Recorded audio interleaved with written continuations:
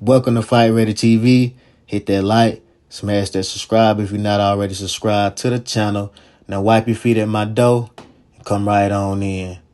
Man, I just want to talk about something that the Crawford fan base like to bring up about Errol Spence and some of his opponents. And the opponents that come to my head that they talking about is your Dennis Ugas, Danny Garcia, Lamont Peterson. Off the top of my head, those three mainly.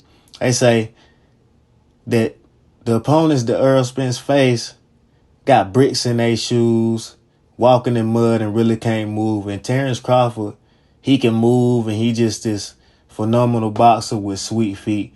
But if you go back and really watch his last few fights, Terence Crawford really don't even really move like that.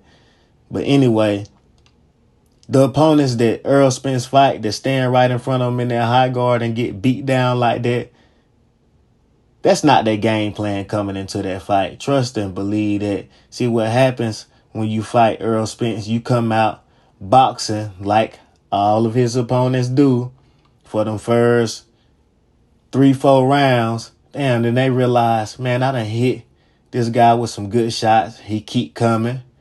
He hitting me with some hard body shots that's hurting. And man, I don't want to be hit by this guy. Everything hurts when he hit me. And he know how to cut off the ring. So, man, I can't run for too much longer. I'm getting tired. So they either got two choices after that. Either stand and bang with Errol Spence in the trenches, which probably not going to end well for him, or just stand there in the high guard and wait to try to counter Errol Spence in between shots, which most times don't end well for his opponents. He's just going to beat you down even worse. So most likely they choose the last option, to stand with the high guard in front of Errol Spence and try to pick him off in between shots. And man, they get beat so bad, hips get beat down, that liver, the shoulders, the elbows. Errol Spence just hit you everywhere. Now you really can't move like you want to, even if you tried to. So you just stuck there in that high guard, taking a beating, man. And Errol Spence is savage with that. That's why his opponents look like they stuck in mud and got bricks in their shoes and can't move.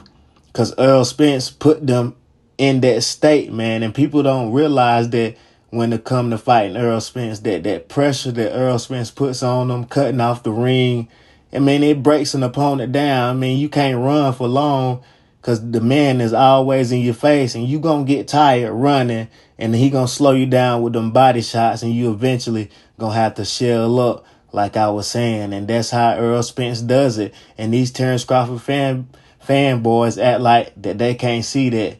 Well, I don't expect them to be like, oh yeah, Errol Spence makes them stand still so he can beat on them like a punching bag, because they Terence Crawford fanboys, and his fanboys don't see fights objectively. Now, Terence Crawford was a good mover at the lower weight classes, but when it comes to at the welterweight division, the man don't really move like that. But I think if he choose to move, he can, but the man has done got older, and that's just not part of his plan anymore, because, doing all that moving can get you tired, and somebody like Errol Spence is going to be there with you every step.